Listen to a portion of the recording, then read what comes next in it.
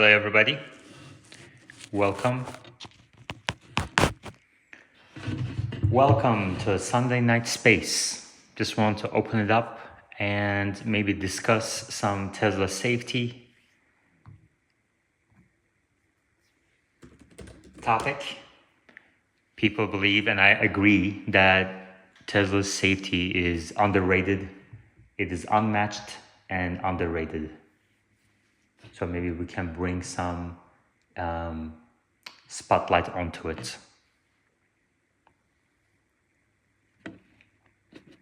If you guys have any stories that you want to share about your own Tesla, making you feel safer, or maybe having prevented an accident, if you have a story, you may request to speak and share it with the rest of the folks.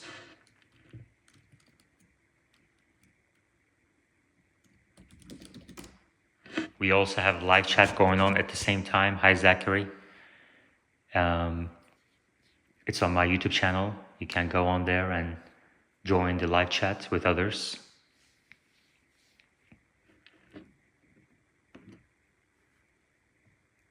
We're waiting for speakers to roll into the space.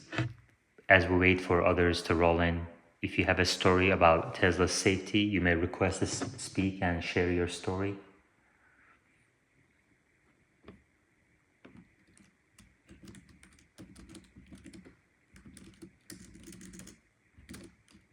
Or if you have a favorite safety feature for your Tesla, you may request to speak.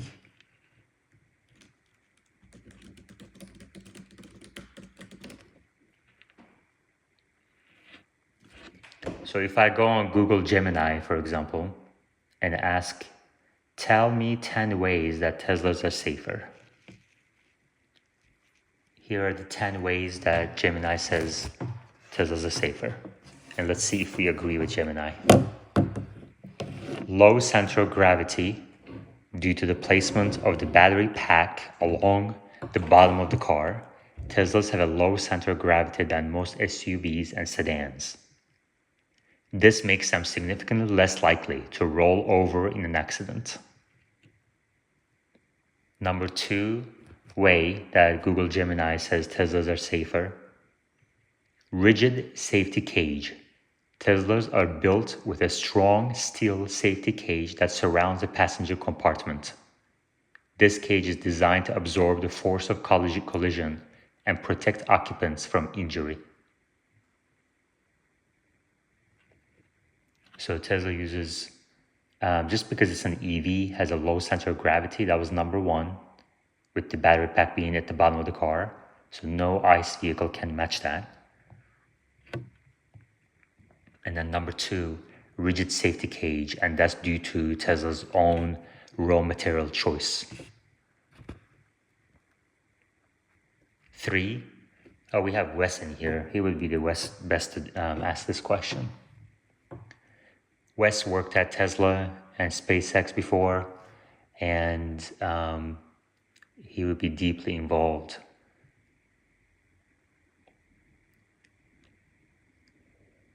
So when he's ready, he can come up to speaker board. Number 3 way that Gemini says Teslas are safer. There he is. Wes, how are you? Hey, good. How are you doing? I'm doing great. Are you happy that we have a Sunday space? Yeah, it's good. Get ready for the week ahead. Yeah. Well, I kind of wanted to just do a safety-focused space because this, I believe, is the topic where Teslas have one of the largest advantages in all aspects, and also, at the same time, most deeply underrated. Like when you ask folks, what are the safest car brands? Most people don't say Tesla in the list. They'll say things like Volvo or Mercedes or maybe Subaru.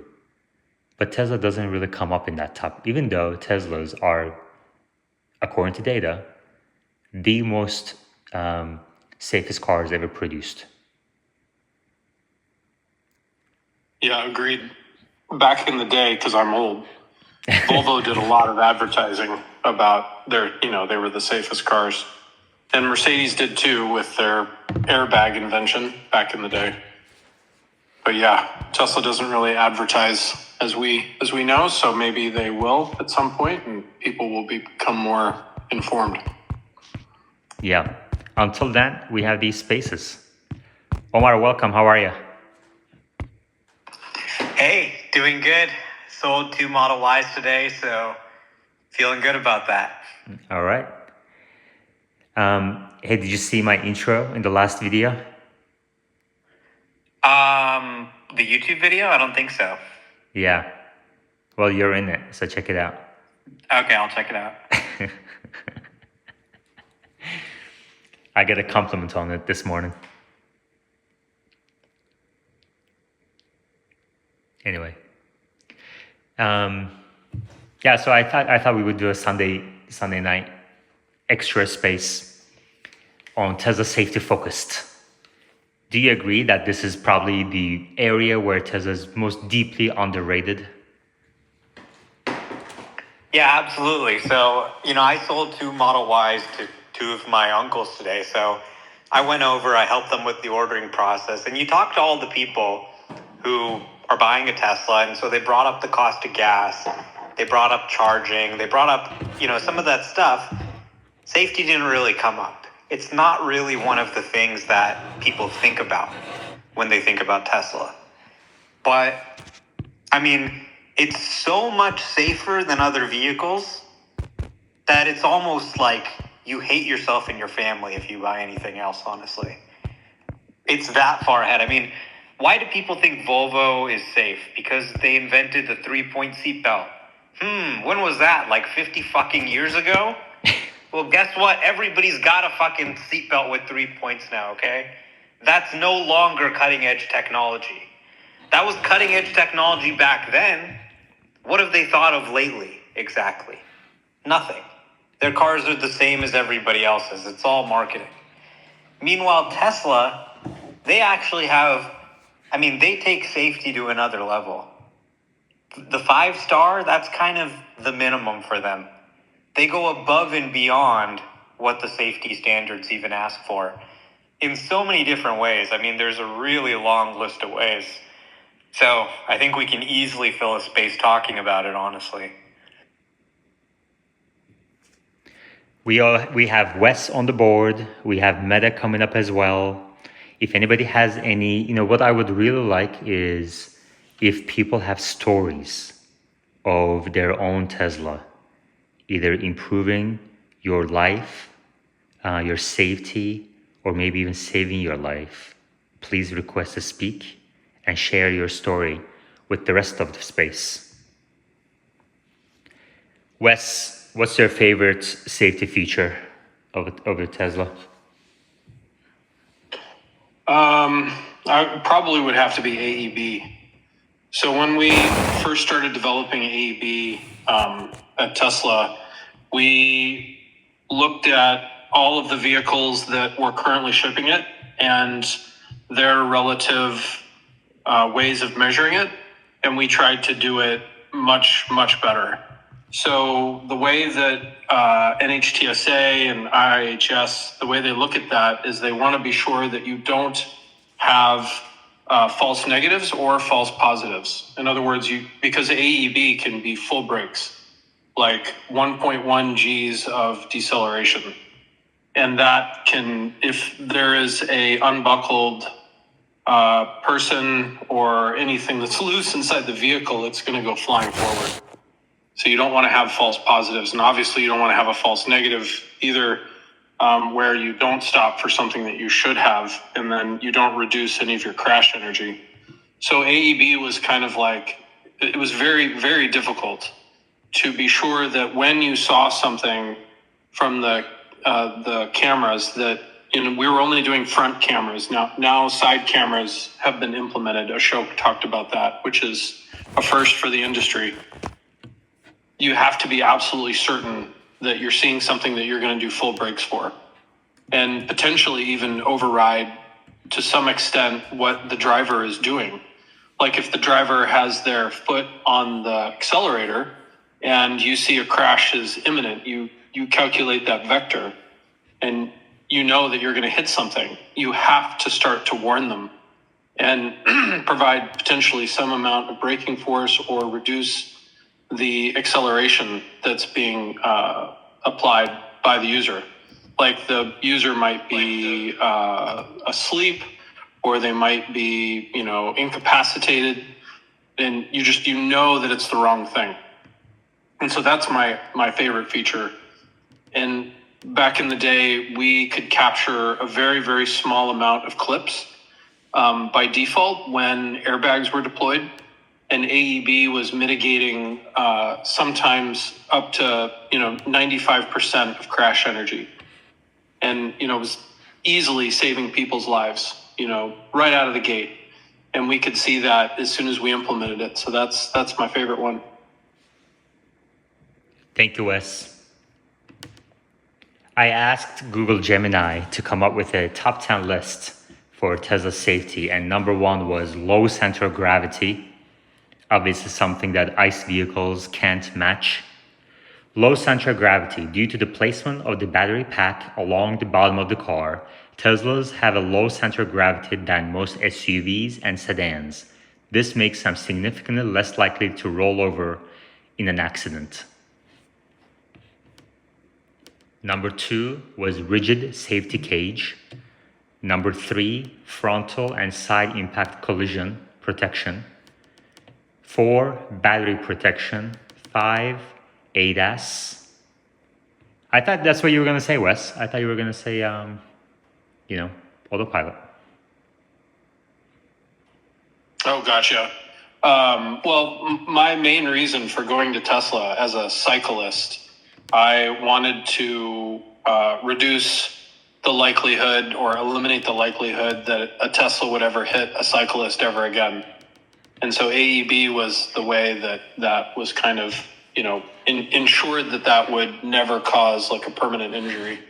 So that's why that one's my favorite. But again, we implemented that. It was one of the first things that we implemented because safety is paramount. So we implemented safety features first before we implemented comfort features. And you could have made the argument back in the day that, FSD and, the full self-driving suite, that was more comfort. Now it's a safety issue because everything else has been nailed. So you've got to look at that as more safety at this point. And I'm sure we'll get into those figures and numbers. Would you please remind folks in the space when you worked at Tesla and what your role was? Sure. So I was there from 2014 into 2015, and we rolled out while I was there. I was I was called the staff program manager, and I was the only one. During my tenure, we hired over 50 people and quadrupled the size of the team. And we rolled out the first set of driver assistance features, which AEB falls into that because it's implemented from what they called back then like high-tech cameras. And so we rolled out AEB and side collision warning and lane departure warning and traffic aware cruise control, obviously AEB, and at the first implementation of FSD for steering. And we did all that in about a year and a half while I was there.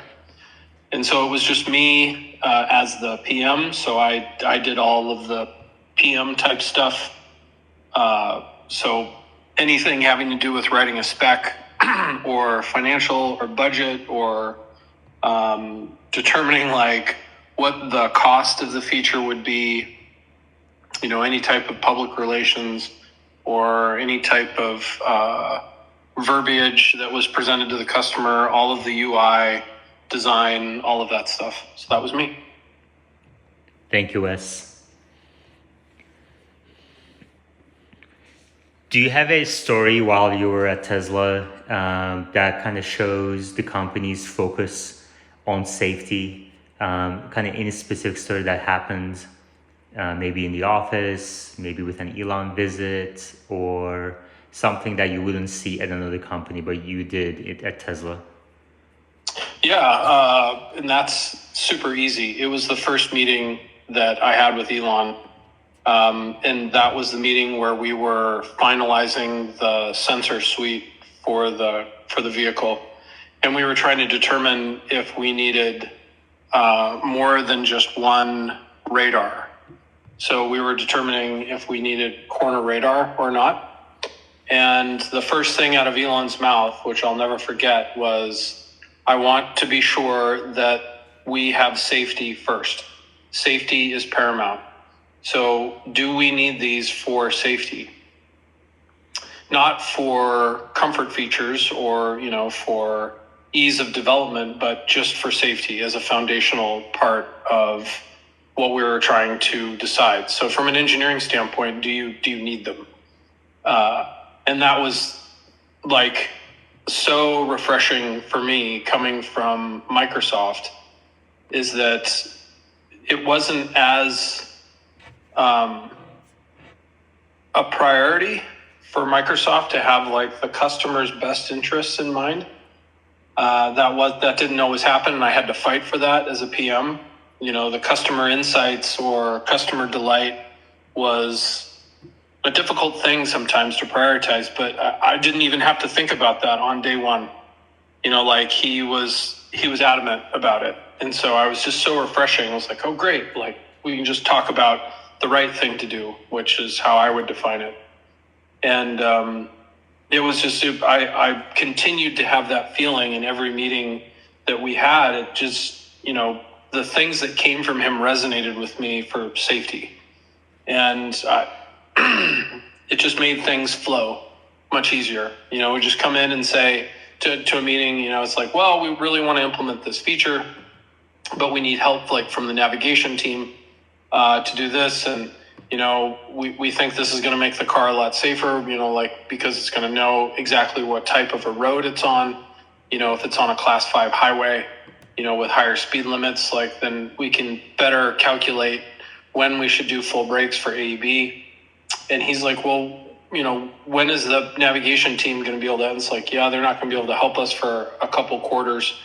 He's like, no. And this was yet another meeting where he asked JB to get the navigation team, which was sitting right outside the office, and brought them in to the room and said, how can we do this right now? And so we got that feature prioritized so that we could implement our safety features faster. So 2 quick stories for you. Thank you. That's very valuable. Thank you very much. Omar, what do you think of those stories? Safety is paramount. I want to make sure we have these sensors, or we don't need these sensors for safety. I want to make sure that we're maximizing safety. Yeah, I mean, it's not surprising. It is something he said publicly too. He's always reinforced safety. They've always pushed the standards forward. And, he's kind of talking about the first version. But more than that, many other companies, they'd say, okay, we got automatic emergency braking. That's good. We're done. But they kept iterating year after year after year after year. And they've now arrived at much more advanced versions of the feature than anybody else have. Like, for example, automatic emergency braking is now pretty common on new cars. It'll automatically brake if, there's something in front of you. But it is often so annoying that people turn it off, right? It sometimes goes off accidentally or something, and people go, what the hell? And they just turn it off, and they don't get that safety benefit anymore.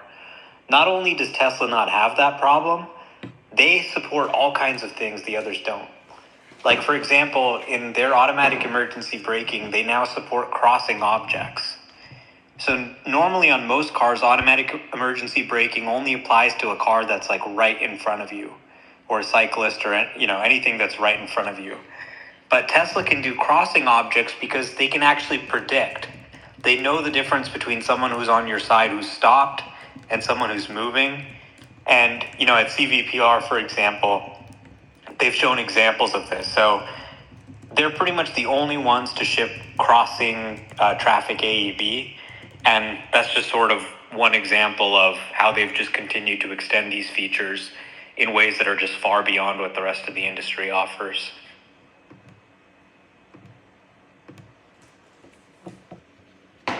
Omar, why do you think Tesla's safety is not well known? Is it just the fact that Tesla doesn't advertise? I mean, we are advertising now, right?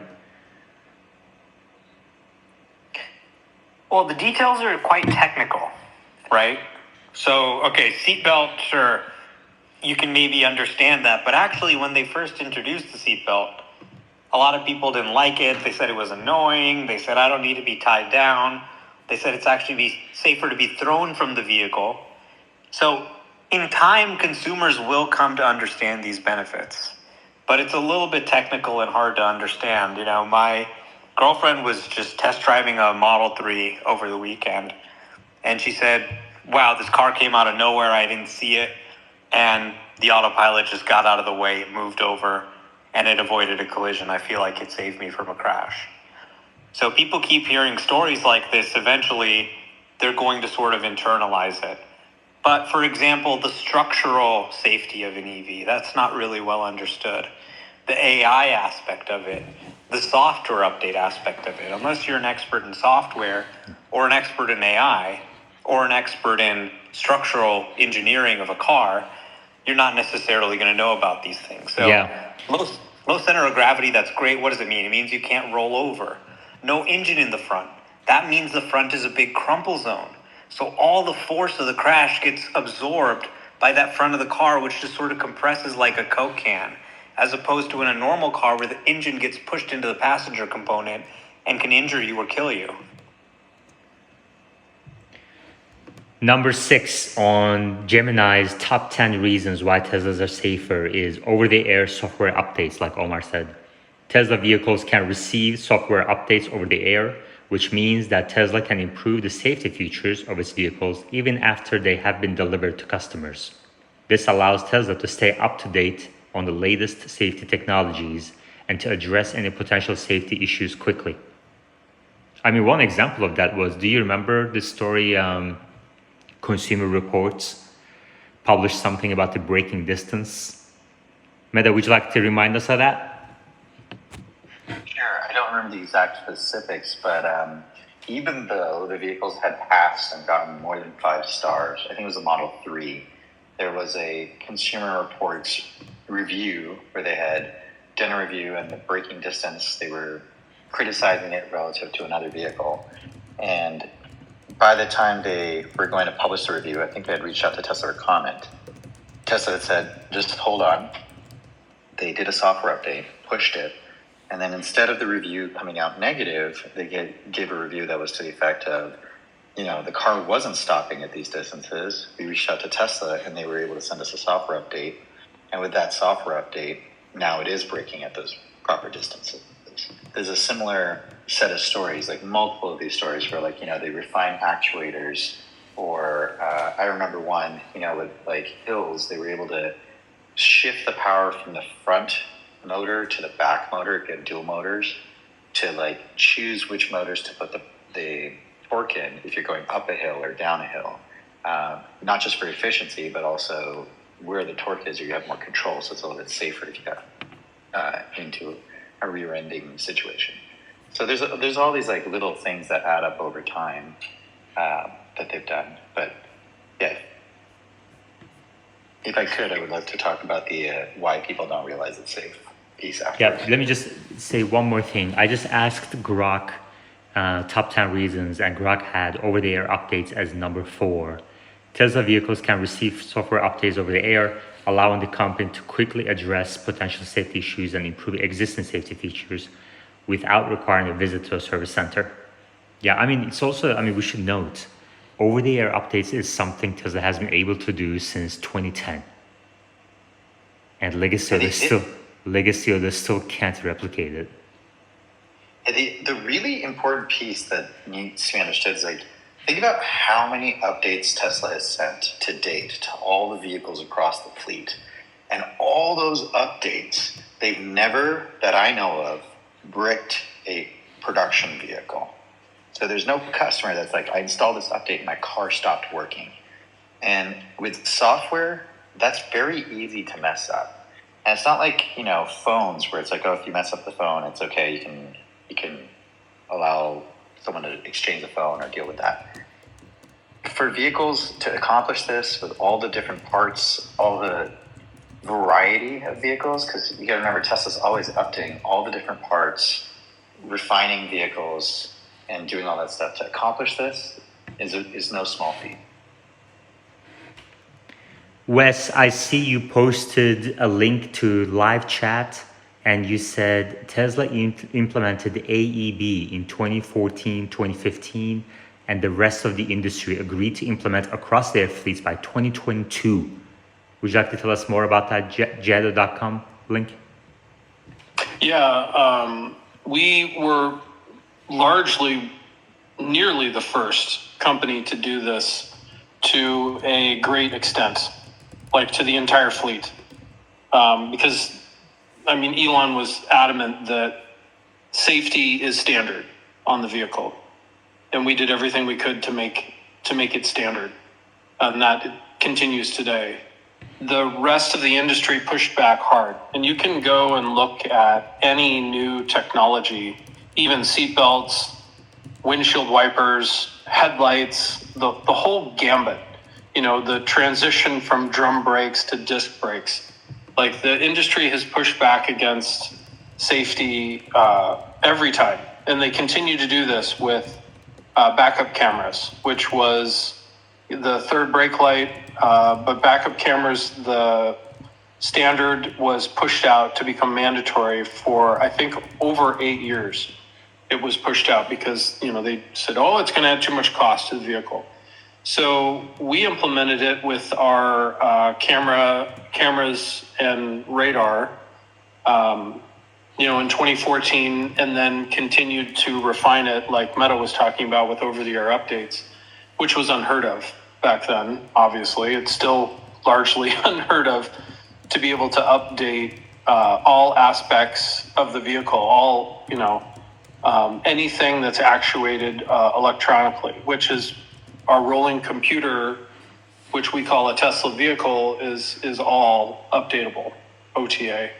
And basically, if you look at all of the data currently for over-the-air updates for NHTSA recalls, every single OEM has to do that at the dealer. But Tesla does it while the vehicle is anywhere, at your home or work, or it doesn't matter where it is. So you can get those security updates or safety updates or feature updates, wherever you are. So we did this very early on, and kind of drove the industry to show that you could do this across your whole fleet, and you could update it so that when you got new algorithms and things continually got better from the data that you were collecting, you could just continually improve it over time. And this is, I was about to post a couple other links as well, has driven not only the industry to do better, but has also driven NHTSA and the IIHS to accelerate their testing methodologies and their requirements for getting 5 stars in their crash tests. Because even when the vehicle, and I'm sure we'll talk about this more, there's 2 different types of safety. One is keeping you from getting in an accident, and the other one is when you have crash energy, is being able to distribute that in a way that keeps the passengers safe, and also whatever is being struck, keeping that thing, the vehicle or pedestrian or vulnerable road users, VRUs, keeping them as safe as possible. Like, the hood will actually actuate in a way that allows, if somebody is hit, allows them to have a much lower chance of permanent injury. And so we implemented that as well. and I can talk about all of those features. But this is something that is pretty near and dear to me, that we kind of drove the industry to come to the fact that they can do this too. And that's what that article kind of talks about, is that wouldn't have happened, I don't think, if Elon hadn't have pushed safety as being standard across the whole fleet. I think that is a huge win for humanity. And I don't even think people really understand that. So I'm glad to have this space to talk about it. Thank you, Wes. Meta? Yeah, one of the things I was going to say about the safety discussion is there are these things that happen with our brains where we don't really perceive logarithms in certain things very well. We have like a logarithmic perception on things.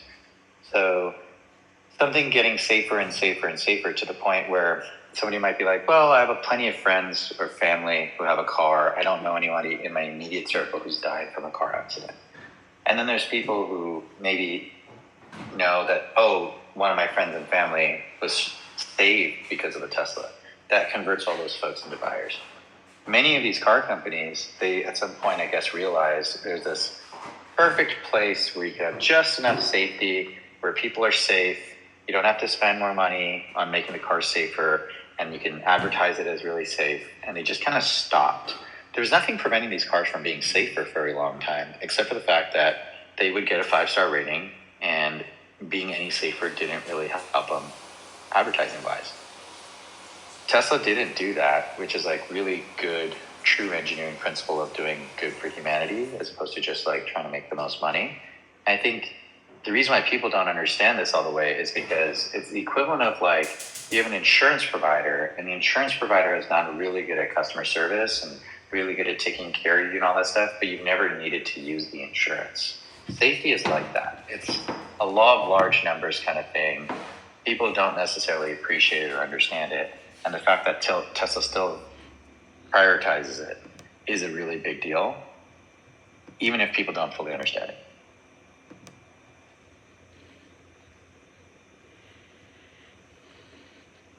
Omar, why do you think legacy automakers haven't prioritized safety as much as Tesla has? Well, I mean, they run a very low margin competitive business. They don't spend billions of dollars on training compute to train a AI foundation model. They say, oh, good, we already got 5 stars. That's good. 5 out of 5. Okay, that's fine. It doesn't really matter if people are dying. Okay, we got 5 out of 5. And Tesla has a different way of thinking. They say, okay, can we do 6? Like, honestly, you said that Grok said over-the-ear updates was number 4. It's arguably up there for number 1 potentially, either that or the structural safety. And, I'll give you a really good example from the video. So the government has these standard crash tests that they do, right? You got the, front crash test, the side impact. They got their standard tests. So every vehicle that's tested is tested with those standard crash tests. But what Tesla will actually do is they actually continue crash testing it after you buy the car. And they'll send an over-the-air update. They can change anything about the car. And also, first of all, just being able to send an over-the-air update to change things in the car, you need a high level of vertical integration. You can't do that if all the parts in your cars are from different companies. It's going to be hard to update the software and get them to work in sync when you have 50 different companies providing different drivers. So they actually have the vertical integration to update anything. And even after you buy the car, they're going to continue crash testing it, and they can make adjustments and say, okay, is there anything we could do better? More than that, every car has a cell connection in it. So they not only continue crash testing in their crash testing lab, they get data back in real time from how vehicles are actually crashing in the real world, from real crashes, right? And they get footage of the crash. They get all the telemetry from the crash. It's updated over LTE as much as possible. And they can actually look at that real world crash data and see if there's anything they could have done better. So they have a video on YouTube about this where they say, Look, we saw in the real world that there's a certain type of test that's a little bit different than the standard crash test. People are getting hit kind of in the front side, and we think there's a little bit of an adjustment we could do here based on these real world crashes we're seeing, which go above and beyond what the standard crash test offers, and we're actually going to optimize for that. So they then went and they optimized for that, and they prepared a software update. Everything looked good, and they sent it out to the fleet. So you as a Model Y owner or whatever, you got this car and you just get an update. It probably isn't even called out, but that code has been updated. So in the event that you do get in a crash, you have that extra level of protection. Things like the seatbelts pretensioners going off automatically, that type of thing. So I think as consumers begin to evolve this, they'll understand that over-the-air updates aren't just cool and they're not just fun and they don't just give you new features. It's actually kind of a foundational safety feature. And let's not forget, with all these recalls, with most recalls, you got to bring your car in. With Tesla, they can just fix any potential issue in a fraction of the time. Before you even get the letter telling you about the issue, it's fixed. So I think you could make the case that over-the-air updates is sort of number one on the list, and nobody can really do it anywhere close to what Tesla can do. It sounds like Meta agrees with you. Meta, do you think over-the-air updates are number one on Tesla's safety list? I would say number one is probably the culture that the company has. And then from that, you get over-the-air updates, but you also get the fact that every accident, they analyze it. I think there was like a video with Lars in it where he was talking about how they analyze every accident, they try to see how they can improve it, and then they make physical changes as necessary to reinforce the areas where necessary, and also to remove weight where it's not necessary. So you could think of it like they're just doing it for safety, or you could say they're just doing it to reduce weight where they don't need it. But the end result is they're making it safer and cheaper. And I think that's a really big part of this. And on the second part about like sending these software updates, they also did it to reduce injury to pedestrians and to other people on the road. It's not just about selling Teslas or the people in the cars. They're just trying to do the right thing overall for everybody. Thank you. Wes, I know I asked you a related question earlier, but at your time at Tesla, can you share any more specifics around Tesla's approach to safety design and testing, maybe? Yeah, so we had a set of requirements from the IIHS and NHTSA that we had to meet to get certain scores. And we looked at the trajectory over the years and how these had changed. And they were just kind of starting to adopt these new requirements that utilized new sensors like cameras and radar.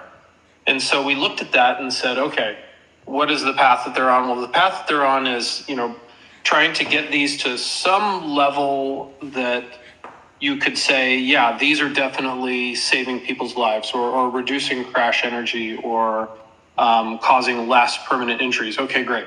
What do we want to do? Well, we want to make the car not hit anything ever. And so we just extrapolated that and said, okay, well, that's the path that we're on. So we designed the autopilot ECU to be updatable in a vacuum. So you wouldn't be able to do this in any other vehicle back then, and you still can't now. And to the best of my knowledge, there's no vehicle that does this. But you can update the autopilot ECU as much as you want forever on the vehicle without hesitation. Like, Meta was saying, Tesla has never bricked a vehicle in the field so that it's undrivable. And I can tell a story about how we developed the bootloader on the radar unit, and we actually did brick a couple of radar units back in the day, but the vehicle in and of itself is designed to be updated at infinitum. So in the limit, whenever the vehicle is designed in the limit to be updated as much as possible, whenever there's a new algorithm or something that will improve the safety of the vehicle in the sensor suite. So we took the path that the testing agencies were on and just extrapolated it into the limit. And that's how the vehicle was designed. And this was evident physically as well back as late as many years ago as 2013 when Model S was tested by IHS.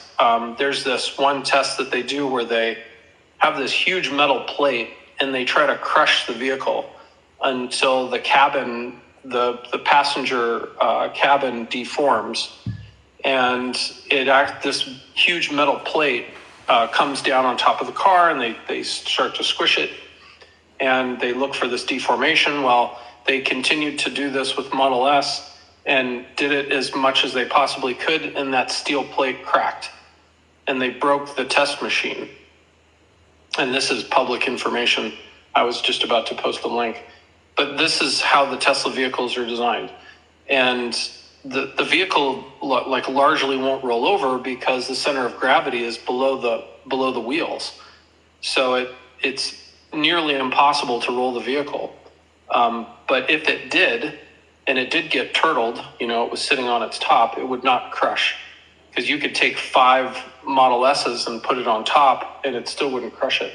So this is the level, both electrically, software, and physical, that the car is designed to meet not only what the IIHS is doing now, or NHTSA, but in the limit, however far off they go, the vehicles will always meet or exceed these requirements, because that's how it's designed. Yeah, it's almost like there should be another level for Tesla above 5 stars. Yeah, and I think Omar might have said this, but safety is not a means to an end for Tesla. It is the end, but it's pretty obvious to me that for nearly every other car company, and maybe Rivian is thinking along the same lines as Tesla, but almost every car company, their end is getting 5 stars. As long as they get that, they're happy. But Tesla isn't happy with 5 stars. Tesla is only happy when they've done as much as they can for safety. And so that greatly exceeds 5 stars in almost every test category that they do.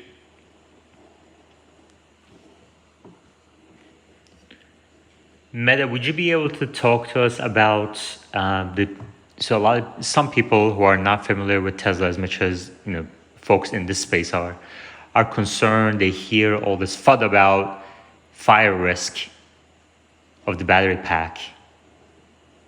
What steps does Tesla take, or maybe Wes or Meta or Omar, what steps does Tesla take that ensures the battery pack's fire risk is as low as possible? They've done a number of different things, starting from like the foam that they use between the cells. So you know how the batteries are cylindrical, and if you stack them together, they form kind of a honeycomb. In each of the gaps, they put a fire retardant foam, which both helps with structure, but also helps preventing the spread in the event that one of the cells were to overheat. They used to actually put casings around them all and put like different modules, but it turns out that's not really that necessary. So now with the new Model Y's structural battery pack, they don't actually do that. Every single thing in its own cell, you actually contain the fire from spreading so that it doesn't just go everywhere all at once. A lot of people think of the battery as one giant battery, but it's actually a lot of individual cells.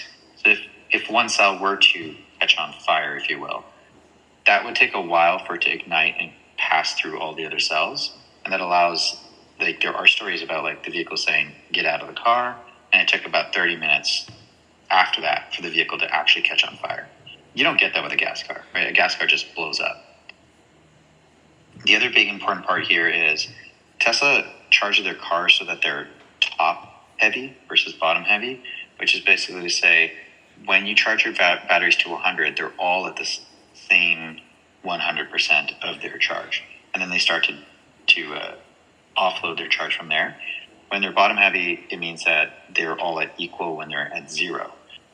The reason why this is important is because the odds that you're going to charge your car to 100 and leave it plugged in is much higher than the odds you're going to let your car drive down to zero. So even if you did let your car drive down to zero, in those situations, the total energy potential in the vehicle is pretty low. So you're just going to like damage some cells, but you're not going to have a fire situation. Whereas if you were bottom heavy, then you might have a situation where 99.9% of your batteries have charged up and they're satiated, but that 1% of batteries or 0.1% of batteries has a little bit more where it can continue to draw electricity. And because it's continuing to draw electricity, your full batteries are going to get overcharged, and that could spark a fire.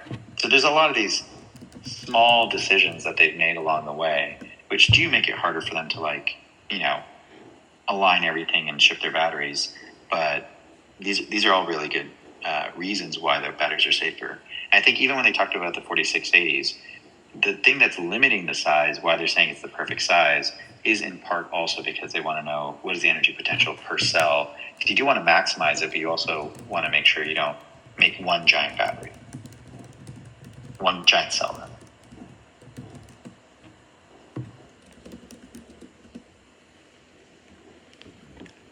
Omar, when you're telling potential buyers, when you're speaking with your friends, colleagues, families who are looking to buy a Tesla, how do you approach them about Tesla's safety, or does the topic even come up unless if they ask? Well, today it didn't really come up. I think the fire risk is an important one because you kind of hear this narrative that, oh, okay, your EV is going to catch fire. But you look at the actual data, and what the actual data shows is that EVs actually catch fire 10 times less per mile traveled. So, whenever you have sort of a high density energy source, whether it's gasoline or a battery, and you've got moving vehicles, there are things that can happen sometimes. You get a crash or something where the vehicle catches on fire.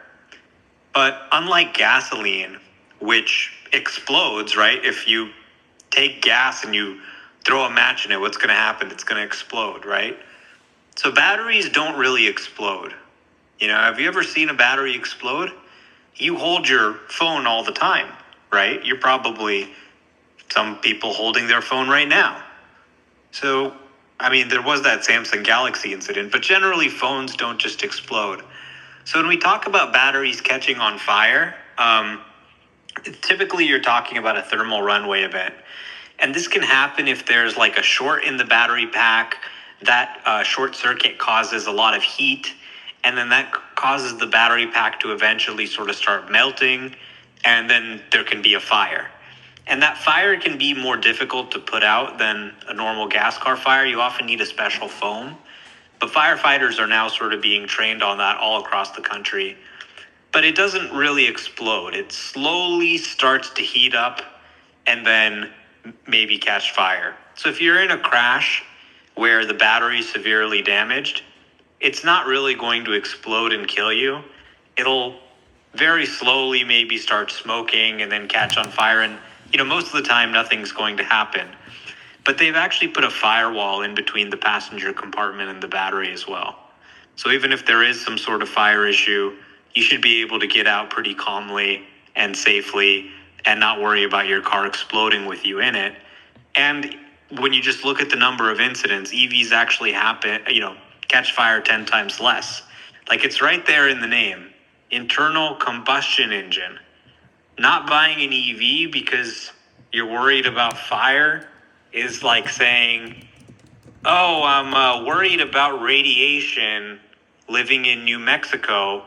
I'm going to go live in Fukushima in the side of the abandoned reactor. I think you kind of have the risk about this backwards, right? The real fire risk is ICE vehicles. And you see recalls on ICE vehicles all the time where they say, hey, don't park your vehicle in your garage. We might burn your house down. And people just accept this. It doesn't make the news. But, the EVs are very advanced, right? They have ways of detecting these things, stopping power to the pack. They have a way to cut the power to the pack if you're in a crash or anything like that. So obviously I've been driving an EV for 5 years now. My dad has had a Model S since 2013. It's been more than 10 years. All our family members have them. It's 10 times more rare than a gas car catching fire. So if your gas car hasn't caught fire, you are probably not going to see your EV catch fire. And that's another huge safety benefit. I mean, nobody wants their car to burn down. Anything the panel would like to add to battery pack design?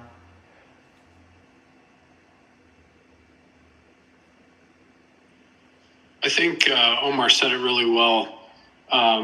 There's one thing that I worked a tiny bit with the BMS team, and the thing that was paramount to them was that every individual cell was managed at the cell level, and they could detect at the cell level if any thermal runaway event was starting to occur at the cell level.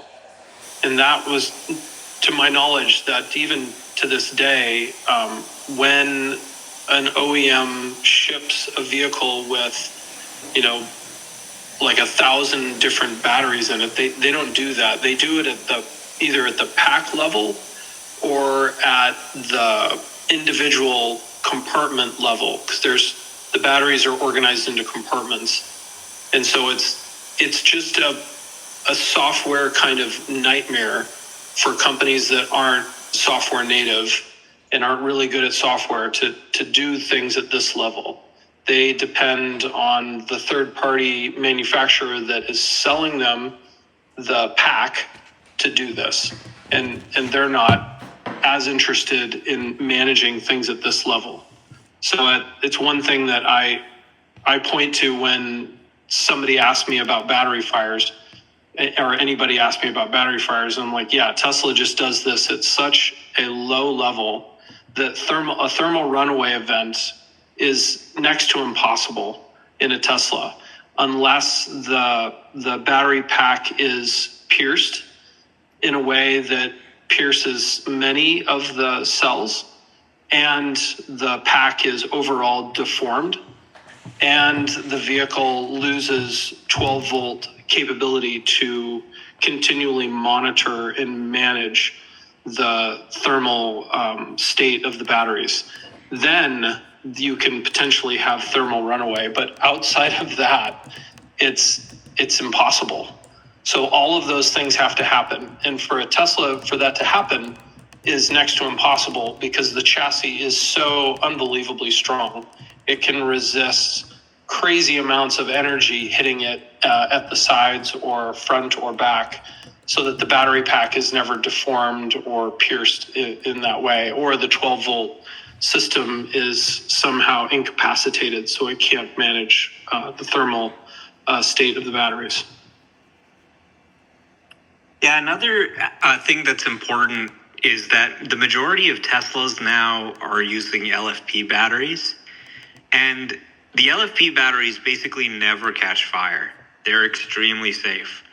So the LFP batteries have a much higher thermal runaway threshold, meaning they have to get much, much hotter to sustain a reaction.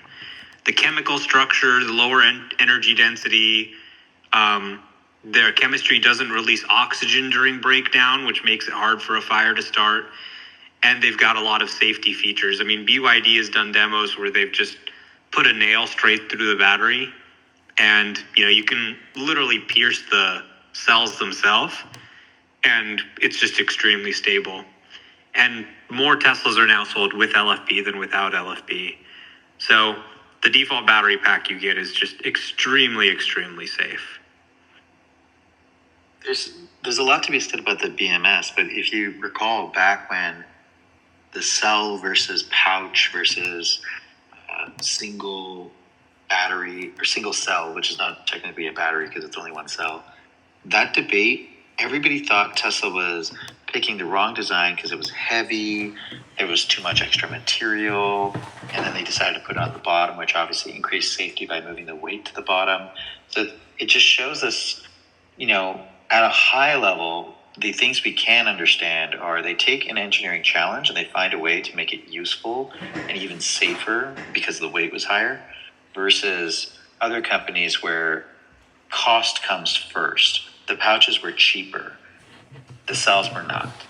And that's just a big cultural difference.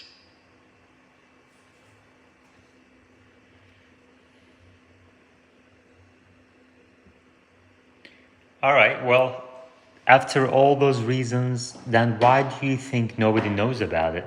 Why do you think it doesn't come up in conversations? People don't appear to be basing their vehicle purchase decisions on Tesla's superior safety. And how can we change that? I think people don't think about rare events. People don't really talk about their home insurance or their insurance plans or things like that. Like they'll talk about other parts maybe, but we have a tendency to not notice the bad things that happen rarely. And we also don't notice when things that are bad stop happening somewhat frequently, right? So we have a confirmation bias, but we don't really have a lack of confirmation bias as humans.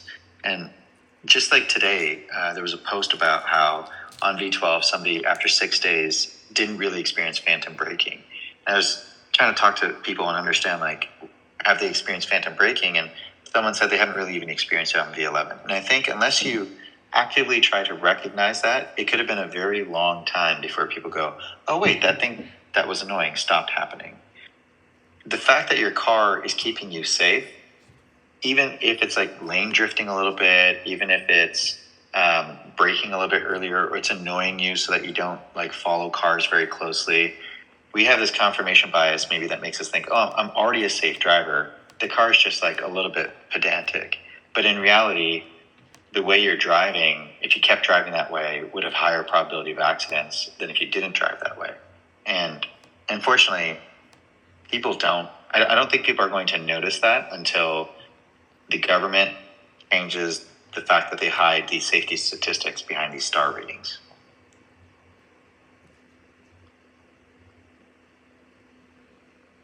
Like for a new car, I get why they have crash test safety. Why doesn't NHTSA release actual safety stats for vehicles that have already been out?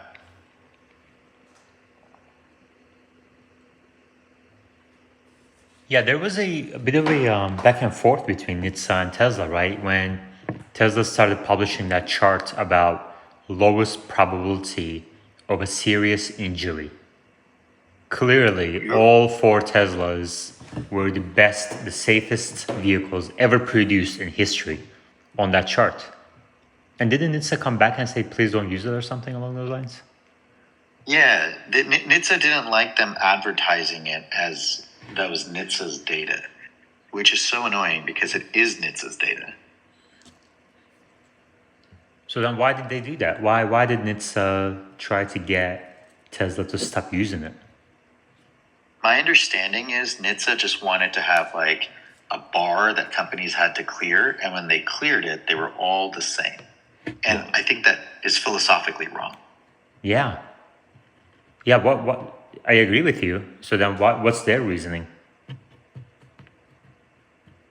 My guess is because their feeling is they need to give companies a bar they have to meet instead of making it a race and a competition to who can make the cars the safest, which I would argue is best for humans. Yeah. I think it's just maybe money, politics. I don't know. No, I mean, I think what they said was just that, look, we're not trying to do this to that level of precision where you can 0.72, this one's 0.76. Let me go to that. We just got the simple 5 stars, right? We don't, have the ability to scientifically test these or something and say, this one's better than that one.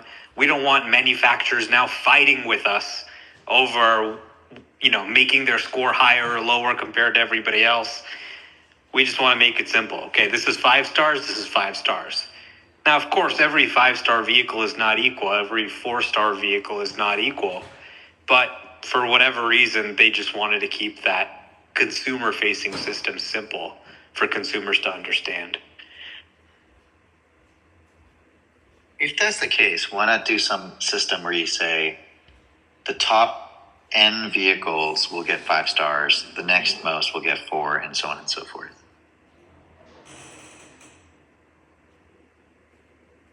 I think it came down to there was an understanding that if a car did not have 5 stars, almost no one would buy it. But if it had 5 stars, it was a stamp of approval that it was safe enough.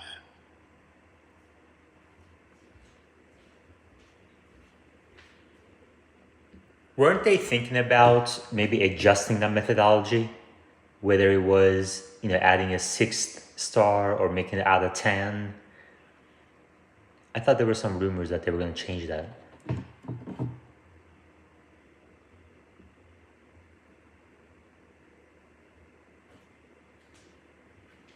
We need a shrug emoji because I don't know. Sorry. We do need more emojis, and we also need the recordings to show the emojis.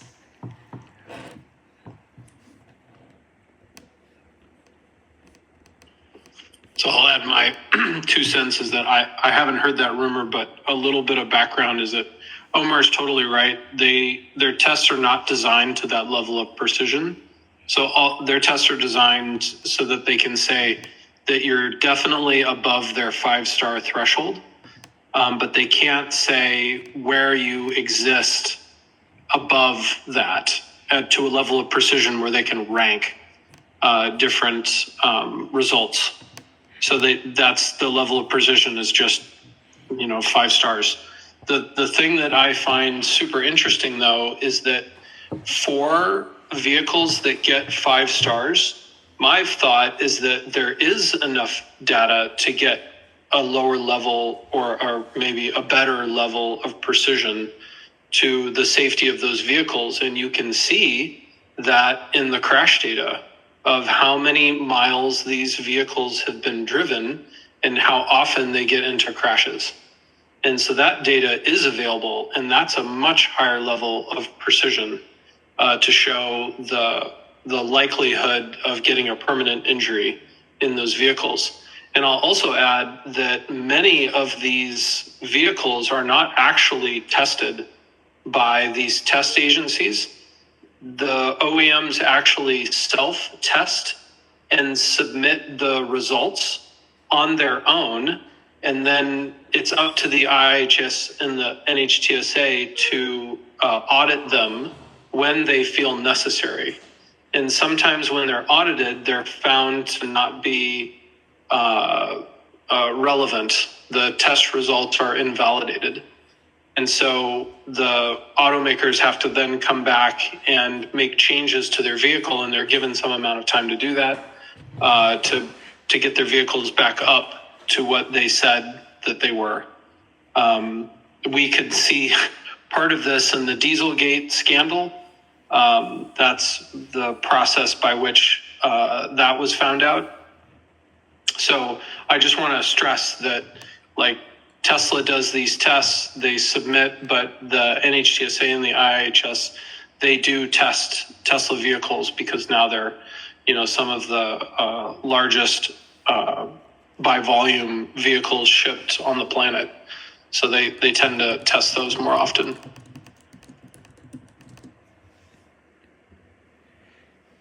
Meta, do you think there is a way for Tesla to, I guess what would be the most cost-efficient way of getting the word out that Teslas are superior in safety? Honestly, the most cost-effective way would probably be for them to try and do a powwow or whatever it is with the largest insurance companies, show them the fact that it is much safer, and find a way to convince them to drop the expected probability of cost associated with the very extreme scenarios like death and those kinds of things for Tesla vehicle owners. And I think that is part of why Tesla insurance was even attempted in the first place. But if they can meaningfully move the needle on insurance for folks, that's really like the biggest, most tangible way for people to understand how safety improves their lives beyond just being safe. Like, obviously surviving and living is a big deal, but a lot of people, can't quantify that. But $10, $20, $30 more in your pocket every month is more tangible to people.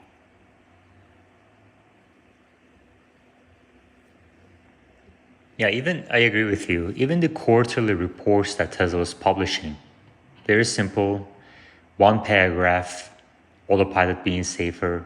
It just wasn't quoted, discussed. No one knew about it. And I looked at it every quarter, but even Tesla stopped publishing them.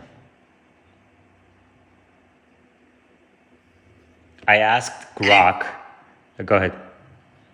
I was going to say, and if you believe your vehicles are the safest out there and you're confident about that, then it's hard to explain it to the masses, in my opinion, but it is probably going to be easier for them to explain to actuaries and folks like that. Like, you kind of want to get it to a point where insurance companies are saying, I provide life insurance to this person. Do they drive a Tesla? Because if they're primarily spending their time in Teslas, their life insurance cost might be a little bit lower because the probability of death is lower, right? Like, how do you push it further and further to the folks that have a cross at the intersection between an understanding of math and extreme stats and affecting the monetary or other lifestyle factors for humans or for customers?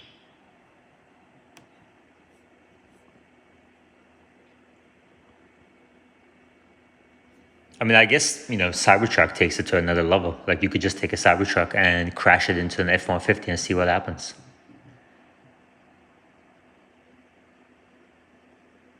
It would only cost you, what, $100,000, $200,000 to make that? And just put the video on social media? Yeah, I think you're saying, like, you could have you can make a visceral thing where it's like a emotional thing for folks. But I think ultimately, if the resistance to buying is monetary or the resistance to buying is a fear that is about supercharging, No, I'm not. I'm focusing specifically on safety. Not trying to sell more vehicles, just trying to get the word out that Teslas are fundamentally and supported by data way safer than any other vehicle on the road. Just trying to change the perception that Tesla doesn't even come up in those discussions, that in the top 10 lists of safest brands, even though the data, proves that Teslas are safer. Are you sure that that is the general perception, or is that just because of like the JD Power kind of stuff? No, just ask anybody. Go around, ask 100 people. I talk to a lot of people about Tesla all the time. Ask them, what are your top 3 brands that you believe are safest? And Tesla doesn't come up, never.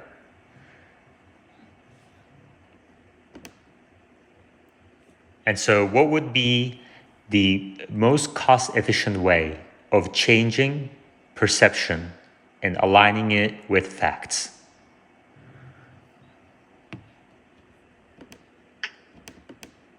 Ads, I think.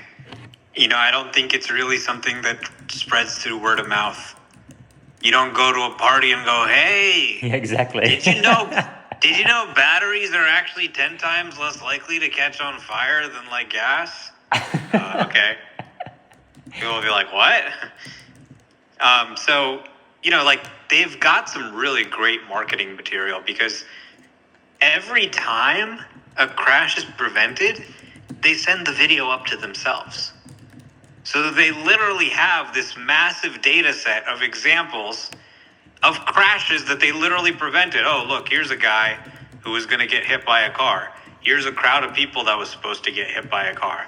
Here's a guy who was supposed to drive into a lake. They didn't drive into the lake. So that should be an ad. Just show those videos. And then bring the guy on, because everybody's got those stories. I just told you about, test drive, autopilot, it did something. I mean, you don't have to drive a Tesla for long before forward collision warning tips you off to something that could have been a crash. Lane departure avoidance stops something. Automatic emergency braking stops something. So just get stories of people. There are go get that woman who her husband tried to kill her and her kid by driving off a cliff. Go pay her to be, just come and be like, yeah, my husband went crazy and drove us off a cliff. We walked out without a scratch. I'm buying another Tesla. Because that's what they say. You see people in those crashes. One of my followers just DM'd me and he said, oh my God, I got rear-ended. And I got rear-ended so hard I hit the car in front of me. In a lot of other cars, that could have been an accident, just one moment where someone rear-ends you and it ruins your life. You're living with pain for the rest of your life. You're injured. Or worse, you're dead. Or even worse, one of your loved ones is dead. It can happen to any of us at any time. And this car that rear-ended him was totally smashed. The Model Y, barely a dent, honestly. It just held up extremely well for all the reasons we talked about, the structural safety, the rigidity, the preparation, the crash testing. So that's what I think it should be. It's just got to be, you have to hear directly from those people who were in a crash or who had a crash prevented and just let them explain. So many times I hear these stories and people go, I'm buying another Tesla after they finish, telling the story about the crash. Yeah, that's a good way to amplify. The person whose life is saved is telling their friends and family. But if you can give them a megaphone, you can really amplify it. And that megaphone could be through advertising on TV or radio or whatever. But they could also find some other viral ways of doing it.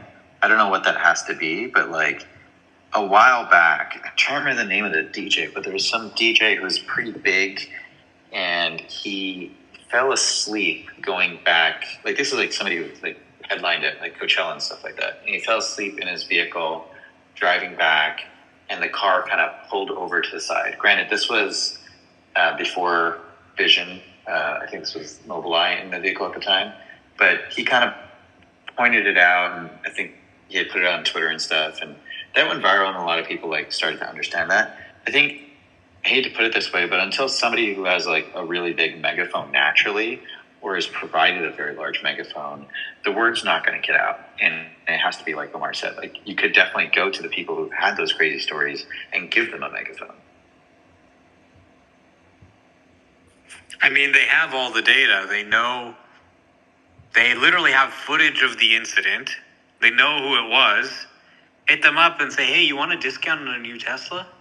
Just appear in a little ad for us and just tell the story of what happened. That's all. We'll give you a discount.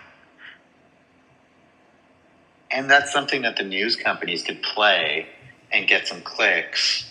It'd be interesting if they got every single time somebody was in a near accident, they popped something up on the screen and said, hey, can we use that footage? And if they get permission, they could just make a 24/7 looping feed of all the near accidents that have been prevented. Maybe have somebody review it just for sanity's sake.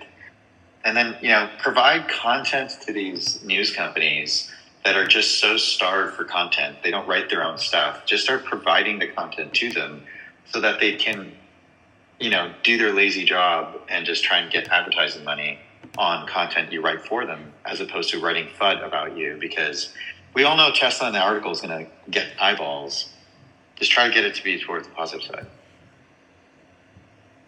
I asked Grok to effectively realign public perception with the facts and communicate that Teslas are the safest vehicles ever produced. Tesla management can implement the following cost-efficient strategies. 1, leverage social media. Utilize social media platforms to share safety-related content such as videos, infographics, and testimonials, as you guys have been saying. Encourage Tesla owners to share their experiences and safety features with their followers to create a buzz around the brand. What if they did a competition where all the vehicles that they detect were in a near accident, if those people gave like a testimonial or posted something, they would send them a free shirt that says, "I was in a car accident and I survived because of Tesla," or something along those lines. Interesting. Engage with media is, so Omar said the first one, testimonials. Meta said the fourth one, engage with media, reach out to journalists, bloggers, other media professionals to share information about Tesla's safety features. By the way, Tesla has all these accounts on X, AI account, manufacturing account. Is there a safety account? Not that I've seen. Right? There's a charging account. There is Optimus account, but there's no Tesla safety account. And like Omar said, they have all the data.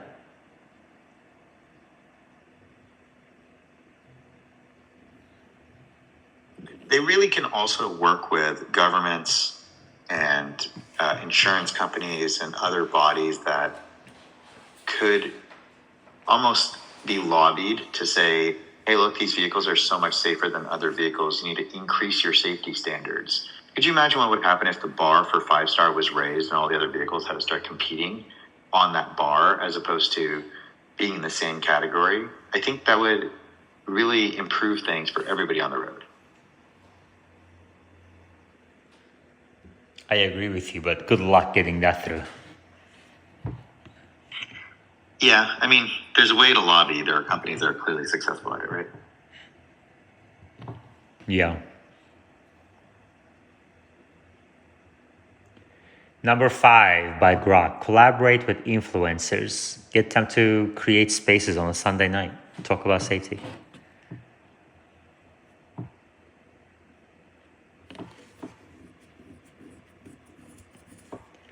Why do you think insurance companies aren't taking advantage of this? Is it because of the knowledge gap with the consumer willing to pay more even though their vehicle is safer? Well, the insurance company doesn't care how safe it is. They care how much they're going to have to pay to fix it. And let's be real, these cars are fast. They're easy to crash if you're being stupid.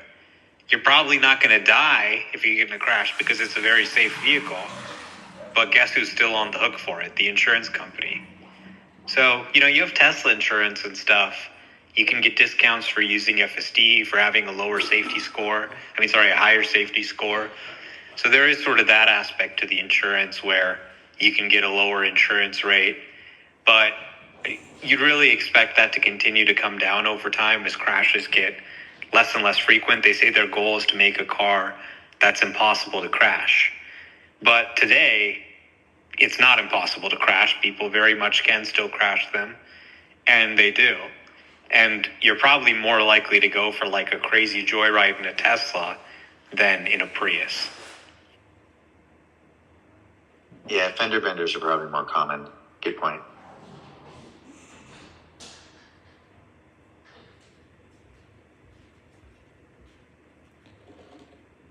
Do you guys think we're going to see a car that actually never crashes as the goal?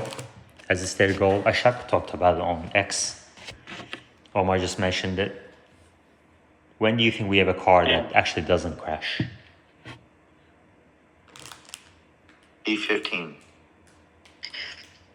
Yeah, it seems like something that is, less than 5 years away. And of course, it's never going to be 100%, but it should be possible to build a car where it's virtually impossible to crash it.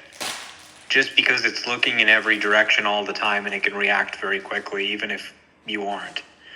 So given a sufficiently strong understanding of the world, it should never crash into anything. And I mean, it's already doing this to some extent. It's not going to prevent 100% of crashes, but they've already got automatic emergency braking, lane departure avoidance, all that stuff.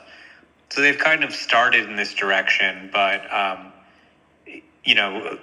the real sort of automatic collision avoidance features they're doing are sort of next level. Like the demo they gave is you should be able to pass out flooring the accelerator, and your car still won't crash into anything.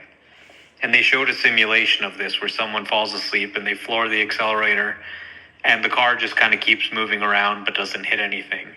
just sort of powered by the occupancy network.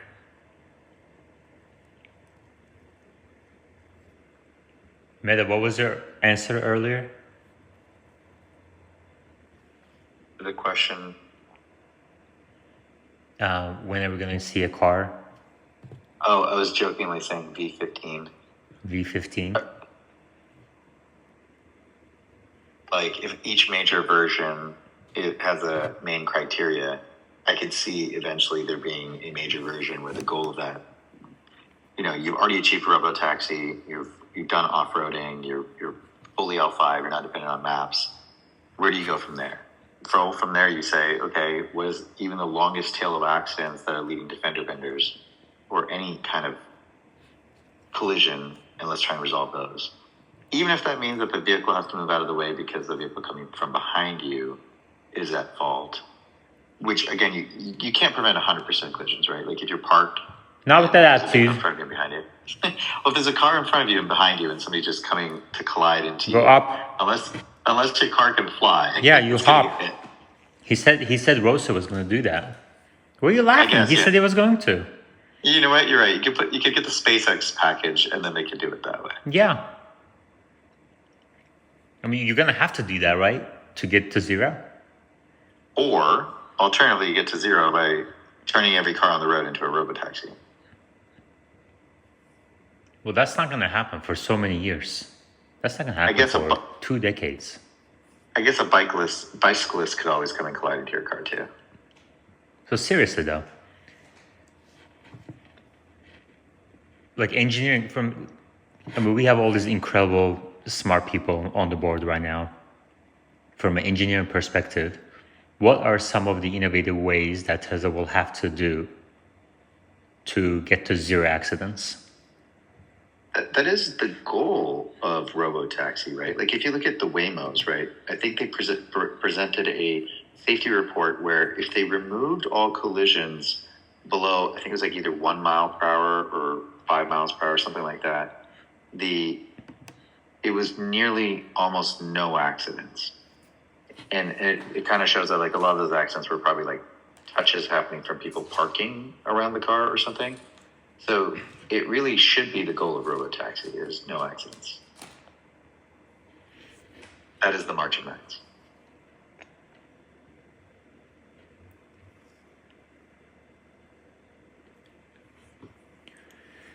Yeah. So you're saying we don't have to go up. The Waymo already is there, basically. Well, it's not everywhere. So clearly they haven't done highways. And highways do have a lot of accidents.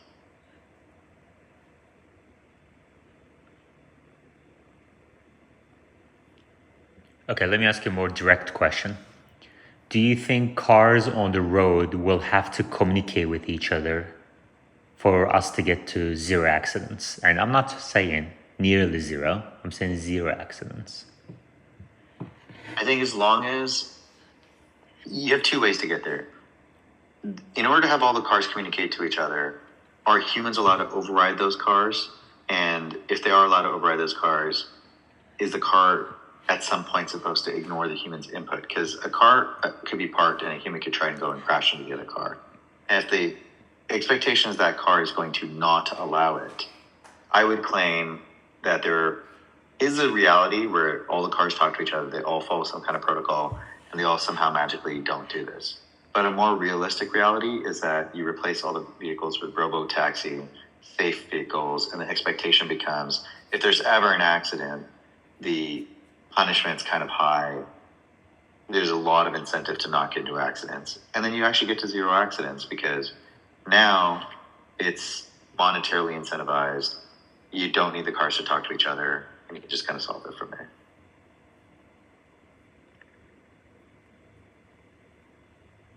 There's nothing fundamental that you must be able to talk to each other, in my opinion, to solve this problem.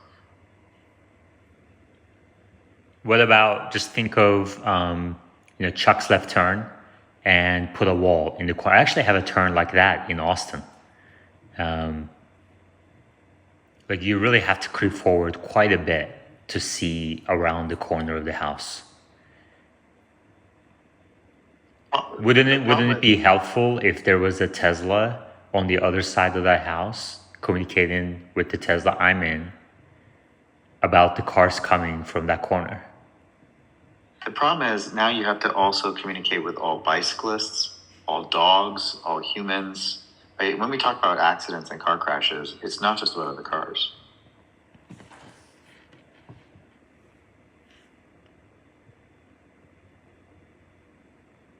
Well, I mean, it's better than no communication, right?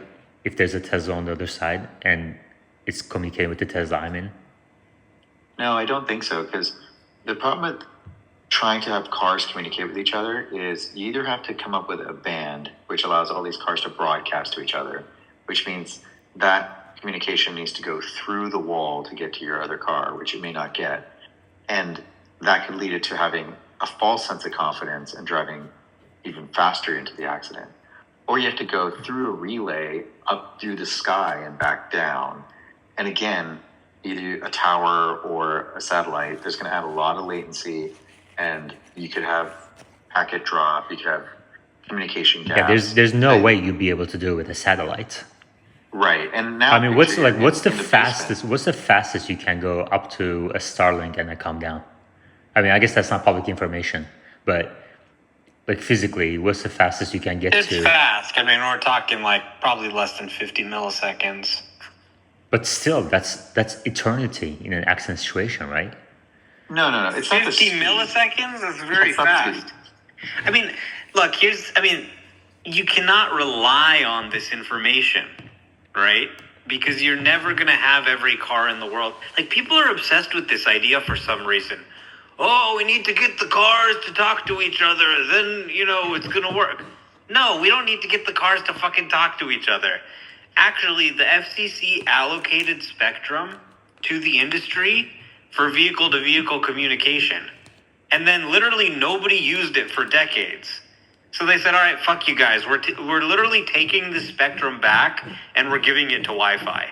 So that happened. They got rid of that. So I believe that vehicles will share information with each other. They already are.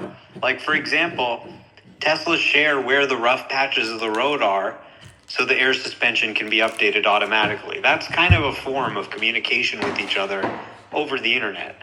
I expect that to continue to evolve over the internet, over the cell connection. And that's going to be done with the understanding that the cell connection is somewhat spotty. It may not be there. You don't depend on it, but it's a nice to have. Because any car could come that's not communicating with the network, any person, any deer, you still need to have this foundational ability to never crash, even without that.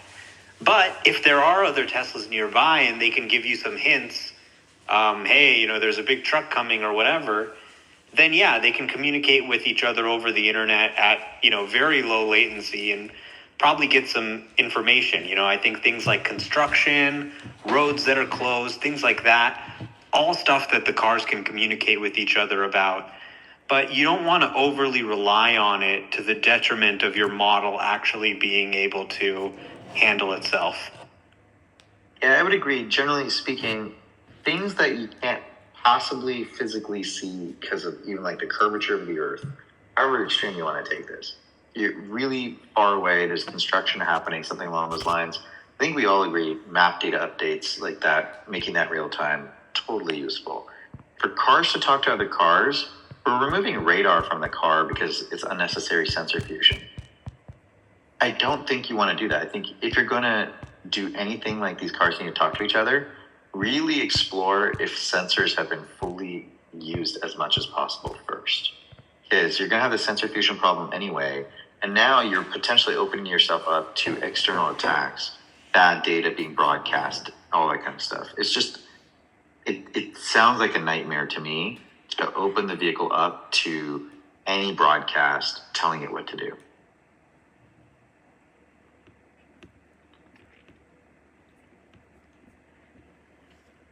All right. So you guys aren't too hot on the idea, huh? Yeah, you don't need it. What you need is to be able to look at the scene and understand it and not crash from that. And it's absolutely possible. I mean, it's so clear to me that we're trending towards a world where people say, what's a car crash? and our kids and grandkids will just stare at us and go, "You mean cars just used to crash into each other all the time?" I mean, I go, and like literally every time I leave my house, I see a car crash somewhere. It's crazy. Anytime you do a sufficiently long drive.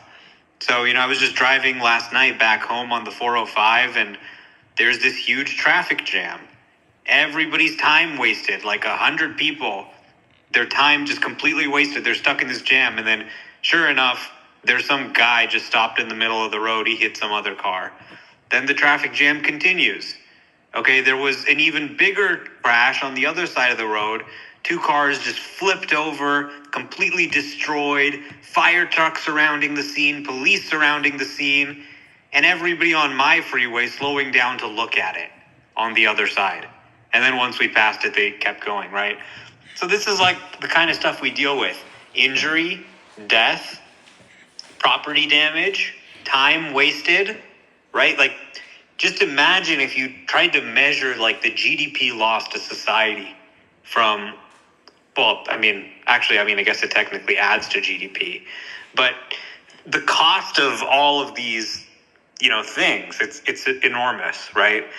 So it would be just a huge thing if we had a second set of eyes in every car that was AI. When the human messes up, the AI catches it.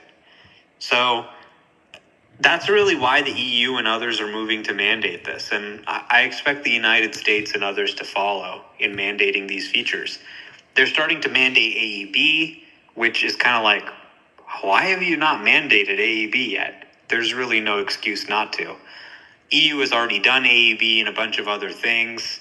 I believe, you literally will not be able to sell a car without really powerful AI, I think, by the end of the decade. Yeah. I was just gonna start a game, but both Wes and Meta dropped. It's okay. Omar, how many safety features do you think you can count off the top of your head without looking it up? No asking Grok, Gemini, or anybody else. I mean, there's a lot of different things. All right, let's see. Wes is coming up. No Googling. Okay, no Googling. We're going to go one by one by one. All right. Wes, top safety feature. Go ahead. Name one Tesla safety feature.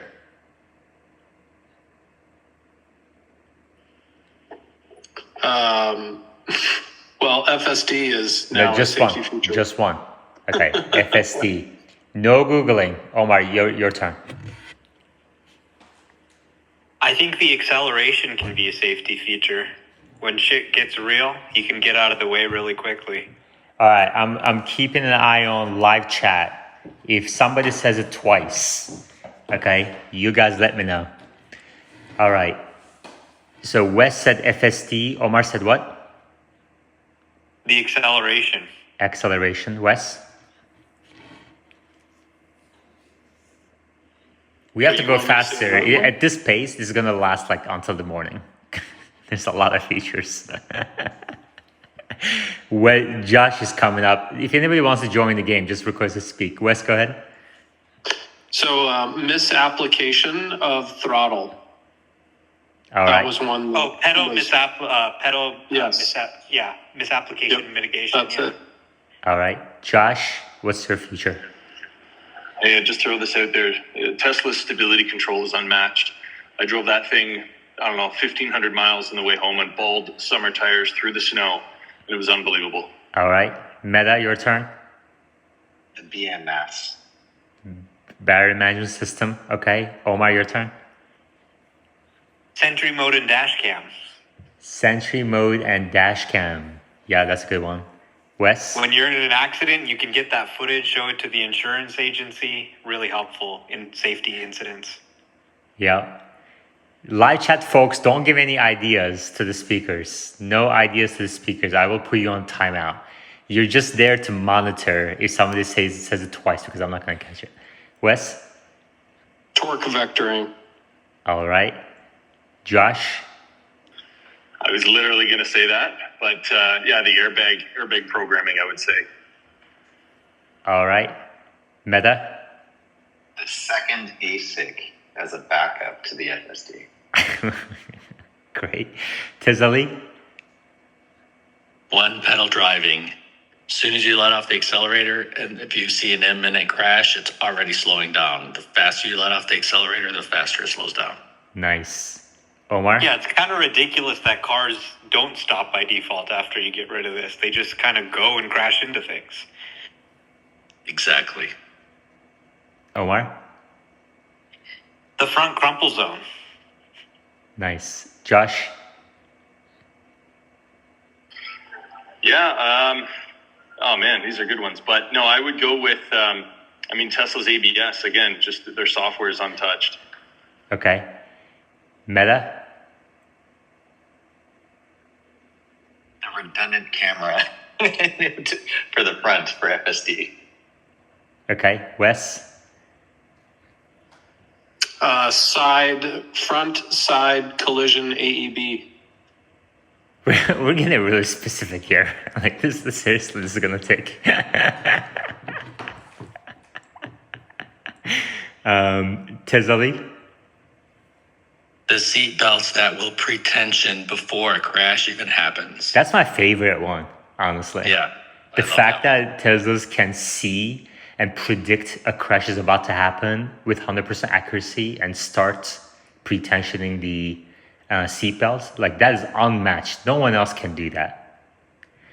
Silver Spider. The nagging. Okay. Omar? The Cybertruck stainless steel exoskeleton. I was just looking at that video of the thieves trying to break in. They couldn't get in. Nice. Josh? That was the armored glass. Right? I want to say the Yep. armored glass. Don't speak out of turn. We're going around the clock as I see the speakers aligned.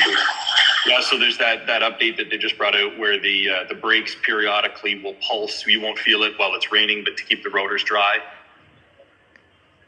All right. Meta? The glass. What glass? The glass roof? Are you busy?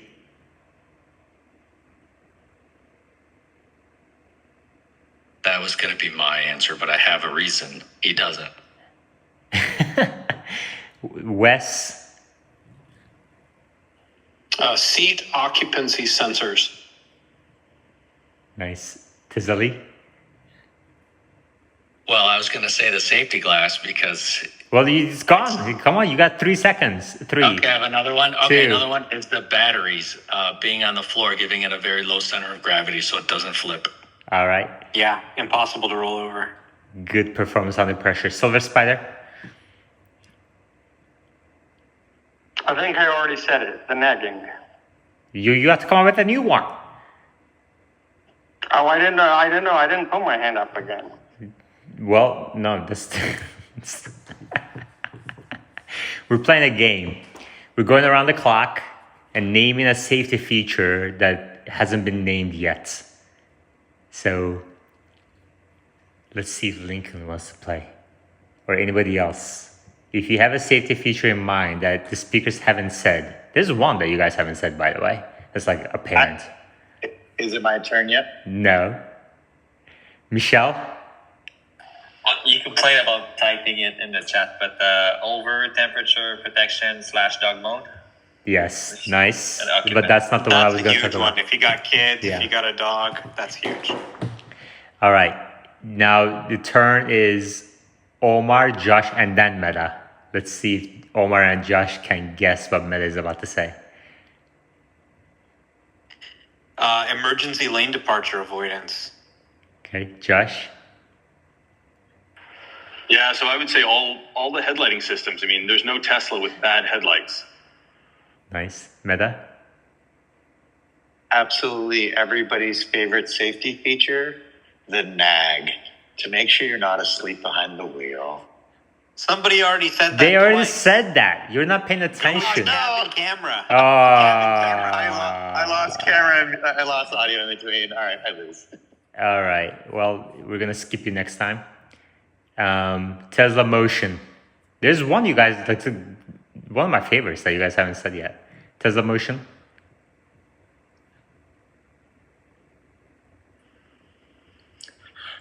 Yeah. Have you guys mentioned acceleration yet? Yep, that Omar mentioned already. All right, Disqualified. instant acceleration Disqualified. safely of Massachusetts. No. Omar. Well, the obstacle-aware acceleration is huge. If it sees you're in front of an obstacle, it turns down the acceleration. Nice. Josh. All right, I'll give you tossing a softball out here, but the trailer tow mode, it automatically activates when a load is sensed, even if the driver forgets to turn it on. Oh, nice. I didn't even know that. That's a new one. Tezali. So because there's no internal combustion engine, they can redesign the front end and put those tusks for accident crash.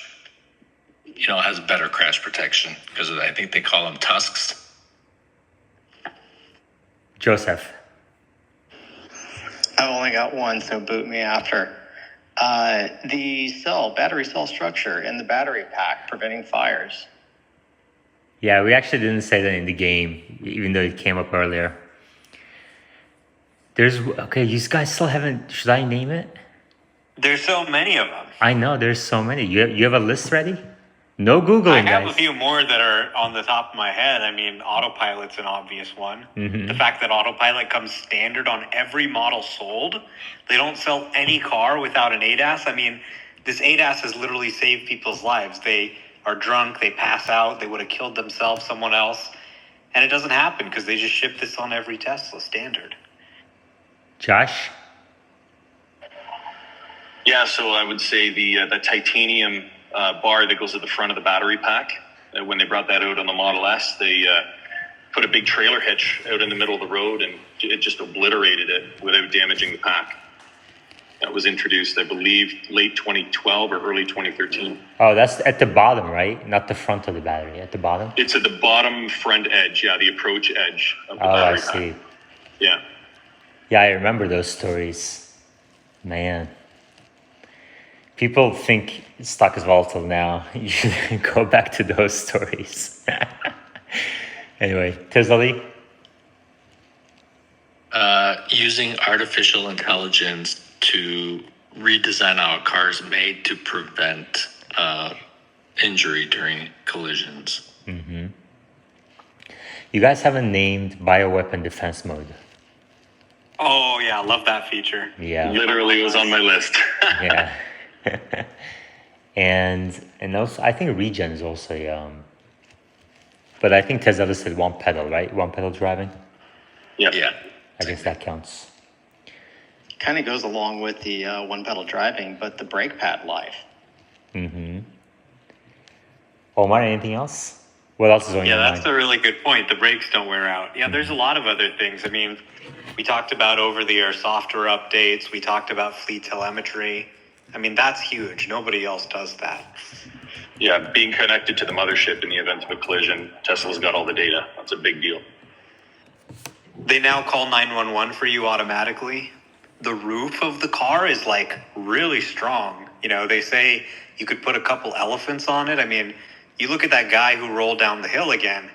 Was the car crushed? No. I mean, it's kind of incredible.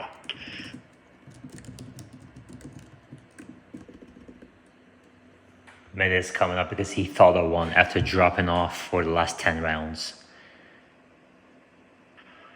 Yeah, I mean, is it a safety feature to avoid dealerships? That does keep you safe from getting ripped off. Meda? Yeah, I was gonna say fire defense mode is the one that I should have remembered when there was all those fires and the air was terrible. That was certainly something everybody needed. I had another one and I just forgot it. Give me a second, I'll just remember it. All right. Ooh, I got one. Go ahead. It's not really Tesla. Yeah, it's not Tesla exclusive. It doesn't count. I was just going to say no friggin' exhaust. That True. does count. Exhaust Yeah. can kill you. Yeah. You leave your car on and, fall asleep or something, it could kill you. That's definitely a safety feature. Yeah. Okay, I'll go with those little new things they put on the doors on the Model 3 to improve, side crashes. That's not a Tesla original, but it's a good one. What is that one? I haven't even heard of that one.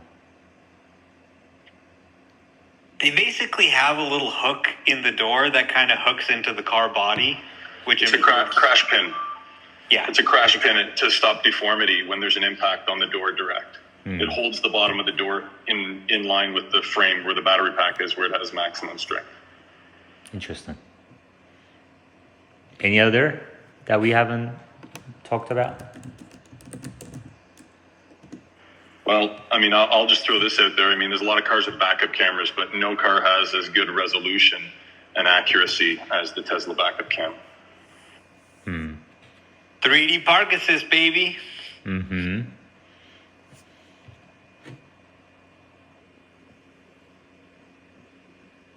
I guess automatic speed adjustment is also a safety feature too. Showing the speed limit on the car and having speed limit warnings also. Mm-hmm. Automatic tire wear indicator. It's a safety feature. A lot of people don't look at their tread, but the car's going to tell you now. Yeah. Tesla is the only one, I believe, with that tech. That's a really good one. I mean, good tires and bad tires can be the difference between a crash and no crash.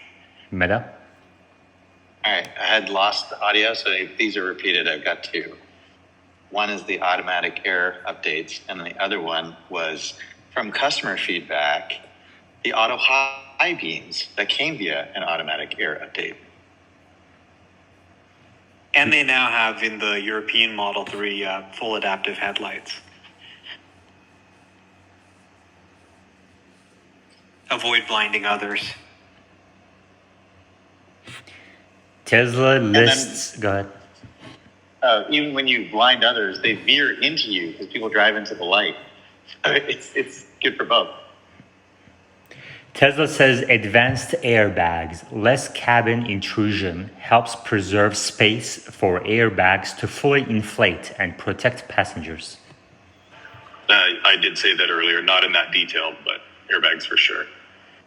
What did you say about one airbags? thing- The active airbags, Tesla has the best in the business.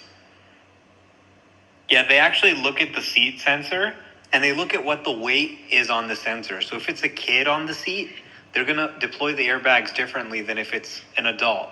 And they have, a lot of kids actually sometimes get killed because the airbag just goes off too hard. And they also adjust it based on where you are on the seat. Are you leaning forward in the seat? Are you leaning back in the seat? What's the seat position? All of this is factored into how they deploy Oh the man, airbags. I wonder how many people in the world know that fact. I didn't know. I mean, I think I knew that they adjusted for kids versus adults, but I didn't know it to that detail. Where if you're, if you're kind of like sitting forward or sitting back or sitting to your side, they can adjust it to that resolution. I didn't know that. Actually, they've designed a custom airbag that goes around the screen so that you don't hit your head on the screen. Oh my gosh, yeah, I did not know that either. Tesla? How about the app? Let's say if you have your kid driving your Tesla, you can monitor their speed, set their speed, put it in chill mode, things like that. Oh, yeah, there's a whole set of them. Chill mode, valet mode, speed limit mode. Speed limit mode was created after somebody's kid took their Tesla for a joyride and crashed it and died. Now you can just go in, you can set a pin, and your kid can't go above the speed you set. That's a huge safety feature no gas car has. Well, pin to drive itself is too, Omar. Yeah, true. Your kid can't steal your car without the pin. Tesla also says on the website, data-driven safety. We use anonymous or aggregated data for millions of Tesla vehicles to learn how collisions happen and how we can help prevent them in the future. These data points impact how we improve safety features with over-the-air software updates and inform the design of future vehicles. Yeah, that's the AI I was talking about that they do to design the cars. Yeah, and there's no way anybody else can do that. They can't even figure out over their updates that Tesla used to send in 2012, let alone do something like that.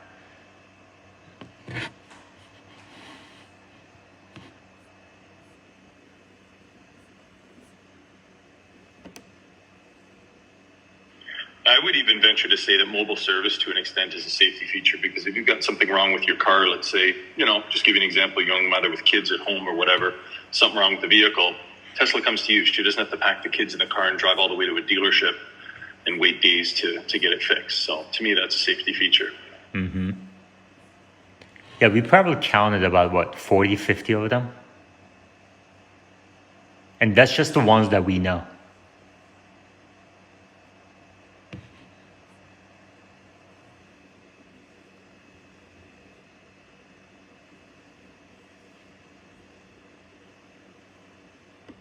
Yeah, pretty crazy. And people go, people aren't going to buy a Tesla because they don't like Elon. Really? You're going to put yourself in a car that's less safe because you don't like Elon? Take that, Elon, you crash and die. I showed him. Well, it's one thing to put yourself at risk, but how about your loved ones?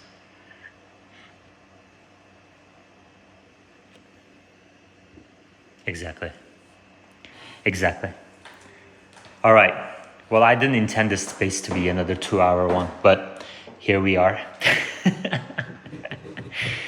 That was a lot. I actually learned a lot. I mean, can you imagine? I host daily spaces on the company now for coming up to 2 years, and I learn something new every day. Isn't that crazy? That's wild. Yaman, let me say one thing just before I hop off here. Guys, Yaman's got a YouTube channel. Go subscribe if you want to get caught up on past spaces. Go subscribe right now, and you won't be disappointed. I'll see you guys later. Thank you, Josh. Tezali? There's one more, actually, pretty good one. It's not needing your credit card to use the supercharger, not having to have your wallet with you or anything. You literally just plug it in. Great. Thank you very much. Omar, any final words?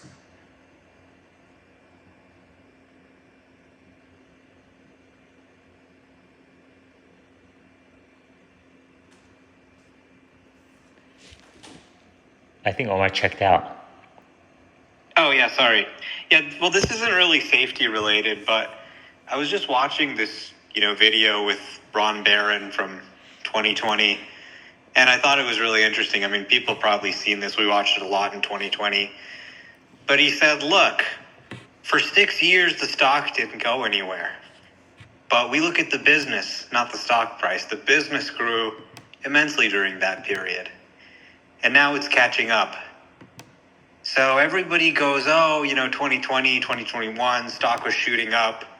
And I wish I had bought it. And everybody looks at that period. Very few people look at the 6 years before that where the stock was mostly flat. And very few people had the fortitude to hold that long. So we're now in a period where Tesla stock has been flat for 3 years, right? So, I mean, how many of us could have the patience to hold for 3 more before something happened? If, let's say, robo-taxis aren't widely deployed until 2027, and, then it starts to take off, but until then it's flat. I mean, how many investors have the patience in today's social media world where they're so sort of short-term focused? But I just see a lot of parallels between that situation and this situation. The market isn't necessarily giving them credit for it, but they're doing a lot of amazing things. I mean, we didn't even mention FSD in all of these safety features. We mentioned autopilot, but I mean, they're literally preventing hundreds to thousands of crashes a day with their active safety features. So we're talking about pedestrians, cyclists, people who aren't getting hit every day because of this technology. And people are not giving them credit for this. It's incredibly good what they're doing, but they're not getting credit for it. Instead, they're actually being treated as if they invented car crashes. because they're trying to do this autopilot thing. They're being treated as if car crashes are happening because of autopilot. When you look at the data, more than 40,000 people died, and almost none of them were in a Tesla or using any kind of ADAS feature, right? So they're doing incredible good, but society's not necessarily giving them credit for it. But one day, whether it's an ad campaign or a book or just experiences with their friends, people will realize it one way or another in time. People will have enough of those stories where it saves them and they go, okay, I'm just not going with anything else. And at that point where they start to get credit for all the work they've been doing over years, I think it'll kind of be too late to catch them. So, yeah, it's important not to get too caught up in the short term and say, oh, this is a disaster. The stock isn't going anywhere. If you had that type of mentality during this period where Ron Barron was holding from 2014 to 2020, you probably would have sold and you would have missed what happened from 2020 on. So just something to kind of watch again and reflect on.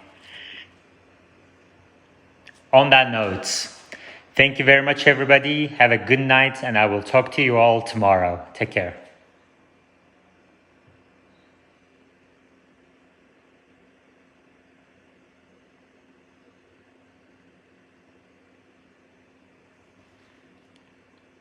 All right, YouTube Live folks. Thank you very much for joining tonight, Sunday night. It was a short notice. We did an extra. I learned quite a bit today, actually. I wasn't expecting. And I wasn't expecting to take 2 hours, but that was amazing. Thank you for being here, and I will talk to you all tomorrow as well. Take care.